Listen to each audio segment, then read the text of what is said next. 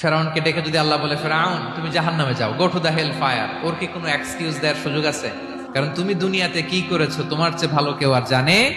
এখন প্রশ্ন হচ্ছে, কেন আল্লাহ এই পরীক্ষা নেন? কেন আল্লাহ তাআলা সূরা মুলকে বলেছেন এই পৃথিবী সাজানোর, এই জীবন মৃত্যুর এই খেলা, এটার উদ্দেশ্যটাকে আল্লাহ তাআলা স্পষ্ট করে বলেছেন। জীবন মৃত্যু দিয়ে তোমাদের জীবনকে সাজানো হয়েছে এজন্য, যাতে করে তিনি তোমাদের পরীক্ষা করতে পারেন কে কাজে ভালো, আমলে ভালো, এটা দেখার জন্য। আল্লাহর দেখার প্রয়োজন নাই, আমাদেরকে দেখানোর জন্য এই পরীক্ষার আয়োজন। আমি ভালো করবো না খারাপ করবো এটা আল্লাহ জানে না? তো ওনার পরীক্ষা করা লাগে কেন? আমি জান্নাতি না জাহান্নামী এটা আল্লাহ জানেন না?